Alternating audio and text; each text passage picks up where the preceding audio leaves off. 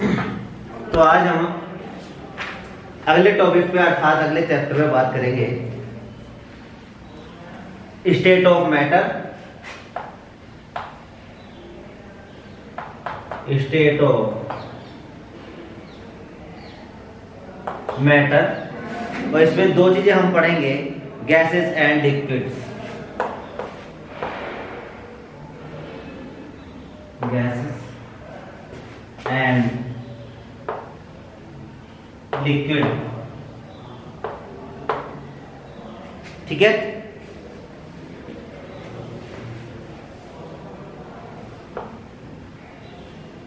Gases and liquid, इसकी बात हम करेंगे। स्टेट ऑफ मैटर, द्रव्य की अवस्थाएं।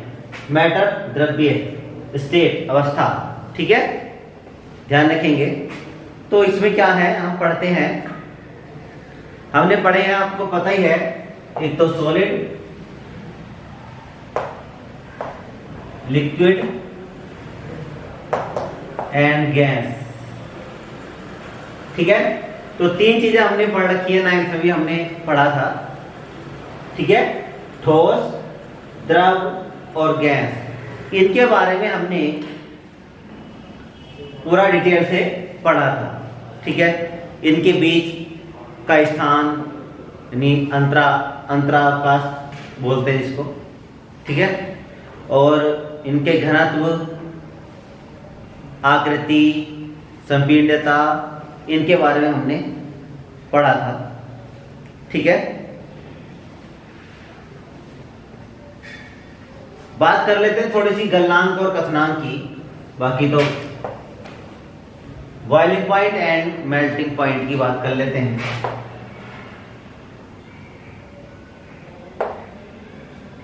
बॉइलिंग,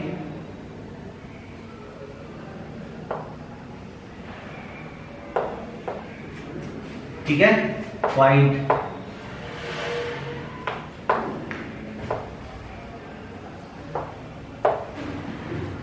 बॉइलिंग पॉइंट यानी क्वथनांक, वह ताप जिस पर किसी द्रव का वाष्प दाब, वह ताप जिस पर किसी द्रव का वाष्प दाब वायुमंडलीय दाब के बराबर हो जाता है,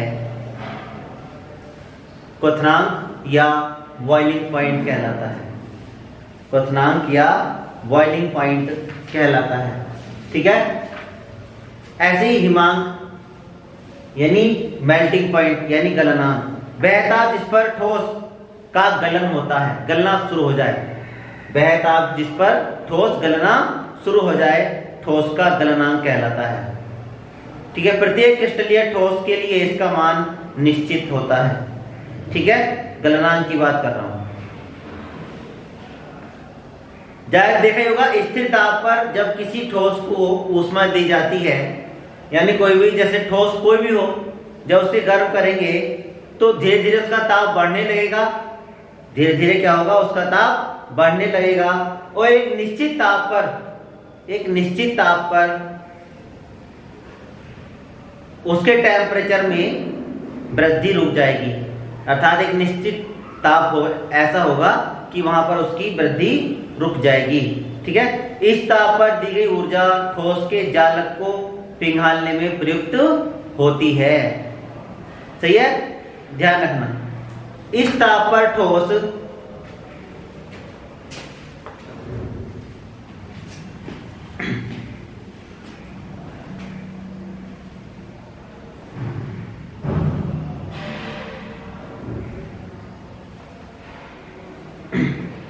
इस ताप पर जो ठोस होता है वो द्रव में परिवर्तित होने लगता है, चेंज होने लगेगा लिक्विड में, तो उसको हम क्या कहेंगे, मेल्टिंग। यानी जो प्रक्रिया बता रहा हूं ये क्या है, मेल्टिंग है।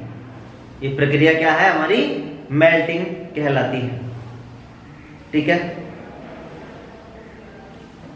क्वथनांक मैंने आपको बता ही दिया। क्वथनांक एक होता है संघनन, क्या होता है, संघनन, ठीक है ना। एक शब्द आता है हिमांक, फ्रीजिंग पॉइंट, हिमांक। हिमांक यानी कोई वह ताप जिस पर कोई भी लिक्विड जब ना प्रारंभ हो जाए उसे हम क्या कहेंगे, हिमांक कहते हैं उसको। ठीक है, बाष्पन ऐसी है, बाष्प में बदल जाना बाष्पन कहलाता है, इवेपोराइजेशन कहलाता है। कंडेंसेशन क्या कहलाता है, कंडेंसेशन, जब यानी बाष्प को जब ठंडा करते हैं तो वो लिक्विड में चेंज हो जाता है। जो वेपर्स होती हैं उनको जब हम कूल करते हैं, ठंडा करते हैं, तो वो लिक्विड में चेंज हो जाती हैं, इसको हम कंडेंसेशन कहते हैं। ठीक है, ऊर्ध्वपातन आपने सुना होगा, सब्लिमेशन, एक शब्द क्या आता है, सब्लिमेशन। ये सब्लिमेशन क्या है, ठीक है, तो जो सब्लिमेशन होता है यानी वो सीधे ही कोई एक ठोस को, नॉर्मली अभी जब बताया मैंने कि जब किसी ठोस को हम टेम्परेचर देते हैं तो पहले लिक्विड में चेंज होता है और लिक्विड के बाद वेपर्स में चेंज होता है, अर्थात गैस में चेंज होता है। ठीक है, ये प्रक्रिया है, नॉर्मल प्रक्रिया है। लेकिन कुछ सब्सटेंस ऐसे होते हैं, कुछ मैटर ऐसे होते हैं या कुछ सॉलिड ऐसे होते हैं कि जिनको हम गर्म करते हैं तो गर्म करने पर सीधे ही वाष्प अवस्था में चले जाते हैं। गर्म करने पर वो क्या होगा कि वो सीधे ही वाष्प अवस्था में चले जाएंगे।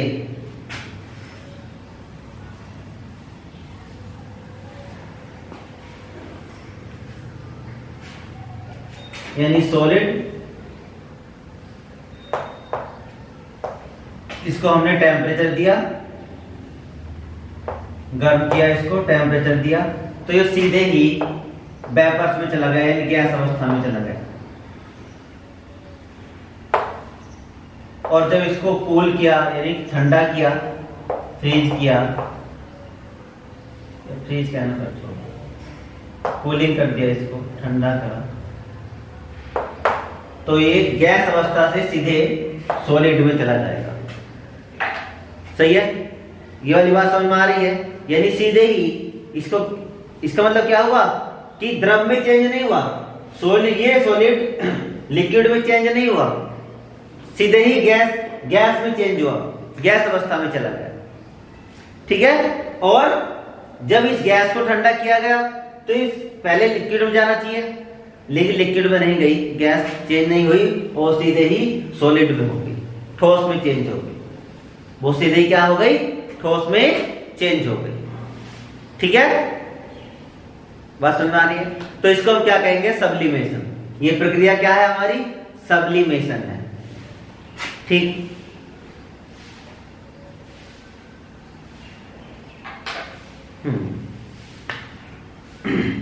गैसीय अवस्था ध्यान रखेंगे, सभी गैसें अधात्विक तत्वों की बनी होती हैं। यानी जो गैस है वो नॉन मेटल, गैस जो है वो कैसी है, नॉन मेटल होती हैं। गैसों के अणुसूत्र सामान्य होते हैं तथा इनके इस कारण इनके अणुभार कम होते हैं। गैसों की आकृति निश्चित नहीं होती, ये तो आपको पता ही है। ठीक है, और ये उस बर्तन की आकृति प्राप्त कर लेती है जिसमें ये रखी हो, अर्थात जैसे ही बर्तन में हम इनको भरेंगे उसकी आकृति ये ग्रहण कर लेंगी। गैसों का अंततः तक समान रूप में अपरिमित प्रसार हो सकता है। यही कारण है कि गैसों का आयतन उस बर्तन के आयतन के बराबर माना जाता है, अर्थात चाहे छोटे बर्तन में ले लो या बड़े बर्तन में, वो उसमें अपना आकार ले लेती है, पूरी जगह घेर लेती है। ठीक है, संपीड़ितता उच्च होती है तथा इसी कारण दाब बढ़ने पर इनका आयतन घटता है। जब दाब बढ़ाएंगे तो आयतन कम हो जाएगा, कम कर हो जाएगा। ठीक है, गैस मिश्रण प्रदर्शित करने के कारण आपस में मिलकर समांगी मिश्रण बनाती है। जैसे वायु, समांगी मिश्रण क्या है, जैसे वायु, जैसे N2, O2, आर्गन आदि सब कुछ मिला है, सारी गैसें इनमें क्या होती हैं, इनमें मिली हैं। ठीक है, तो ये इसको हम क्या कहते हैं, समांगी मिश्रण। इसको हम नॉर्मली क्या बोलते हैं, इसको समांगी मिश्रण बोलते हैं। ठीक है, ध्यान रखेंगे। कुछ गैसें मोनोएटॉमिक होती हैं, कुछ डाईएटॉमिक होती हैं और कोई पॉलीएटॉमिक होती हैं। मोनोएटॉमिक जैसे हीलियम, आर्गन, एक ही एटम है वहां पर, तो एक ही एटम के रूप में उसको लिखते हैं, तो वो मोनोएटॉमिक कहलाती हैं। ठीक है, और जो दो परमाणु हो जिनमें, उन्हें डाईएटॉमिक कहेंगे, जैसे N2, O2, ठीक है, ध्यान रखेंगे। H2 ये कंडीशन हो गई। ऐसी पॉली एटॉमिक, जैसे पॉली एटॉमिक यानी दो से अधिक होंगे उसमें दो से अधिक एटम, जैसे CO2, H2O, N2O3, O3, H2O2, ये सारे क्या है? पॉली एटॉमिक है। सही है, ध्यान रखेंगे ये क्या है? पॉली एटॉमिक है।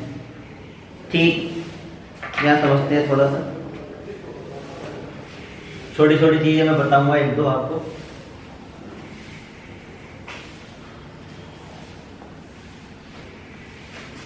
मोल के बारे में आपको पता है, मोल बराबर मोल, चाहे वो गैस का हो, मोल इक्वल टू गैस के मोल, यहां पर लिख दूं मैं गैस के मोल बराबर गैस का भार ग्राम में और बटे गैस का अणु भार। सही है, ये मोल की बात हो गई, गैस के मोल। वैसे मोल बराबर नॉर्मली गैस ना हो तो मोल बराबर भार बटे अणु भार होता है। सही है, गैस के मोल यहां गैस के लिए यूज कर लिया मैंने, गैस का भार बटे गैस का अणु भार। ठीक,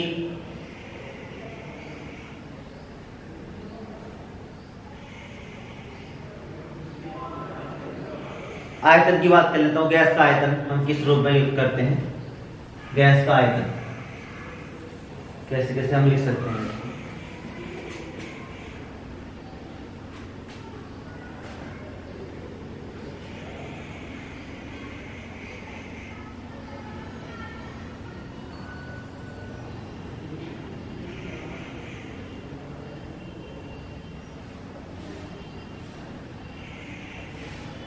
एक लीटर बराबर 1 लीटर बराबर 1000 ml। सही है, या 1 ml बराबर ऐसे लिख लो, 1 ml बराबर 10⁻³ लीटर। 1 ml बराबर 10⁻³ लीटर। ठीक है,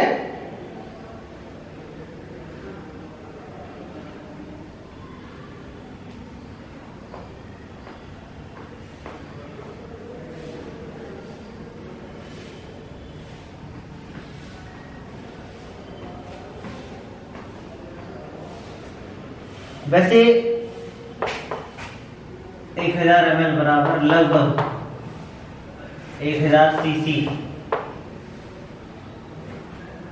है ना, cc सेंटी क्यूब बोलते हैं इसको, होता है 1000 ही मानते हैं, बराबर 1000 ही मान लेते हैं। वैसे 1000 यानी 1000.028 होता है एक, यानी 1000 ml यानी 1 लीटर बराबर। ठीक है, लेकिन उसको बराबर ही मान लेते हैं। ठीक है,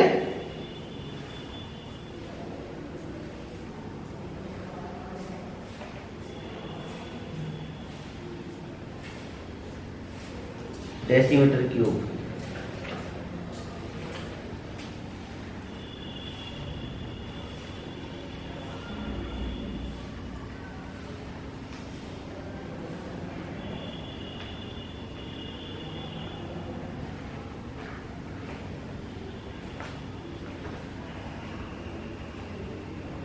टेम्परेचर की बात करें तो टेम्परेचर में संबंध है C/5 बराबर F-32 डिवाइडेड बाई 9। ये सूत्र है डिग्री सेंटीग्रेड और फैरेड में।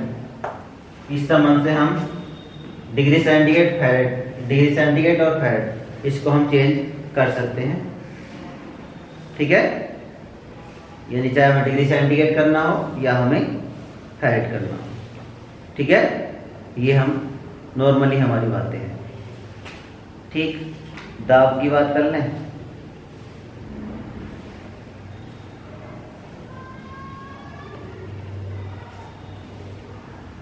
दाब की मैं बात कर लूं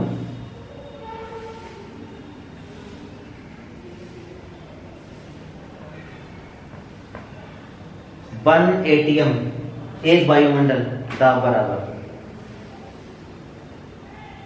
एक वायुमंडल दाब बराबर लिख देता हूं यहाँ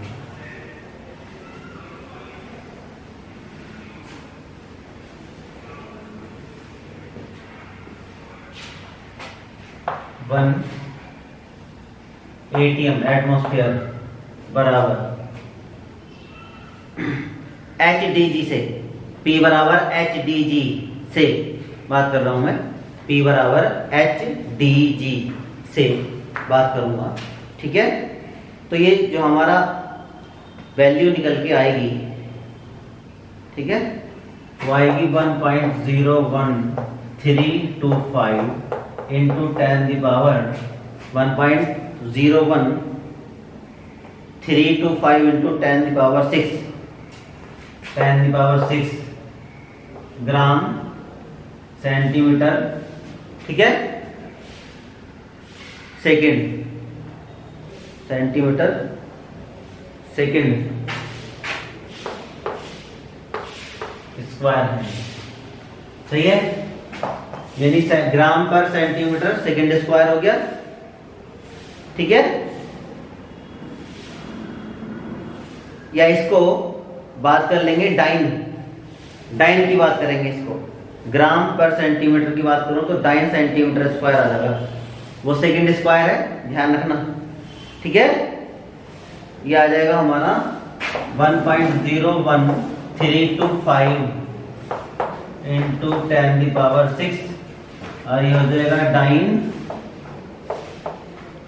सेंटीमीटर स्क्वायर या 1.01325, ठीक है, newton, newton metre square, newton metre square, या इसको पास्कल बोलते हैं, पास्कल, मात्रक है इसका भी, पास्कल बोलते हैं, सही है, ठीक है। ये कंडीशन है 1 ATM बराबर, ये 1 ATM बराबर इतने डाइन सेंटीमीटर स्क्वायर है और या 1 ATM बराबर इतने न्यूटन प्रति मीटर स्क्वायर या पास्कल, और या 1 ATM बराबर 760 ml मिलीलीटर, सॉरी mm होता है वो, 1 ATM बराबर 760 mm ऑफ Hg, मरकरी, क्योंकि दाब मापने के लिए मरकरी का यूज करते हैं इसलिए Hg लिख दिया यहाँ पे, mm मिलीमीटर में, सही है, 760 mm, ठीक। या इसको टोर भी बोलते हैं, टोर, टोर भी इसके बराबर है 760 टोर, ये कंडीशन है, सही है, ध्यान रखना, टोर की बात कर रहे हैं हम, इतने होता है। या 1 ATM बराबर 1.013 वार भी होता है, वार भी कहते हैं इसको,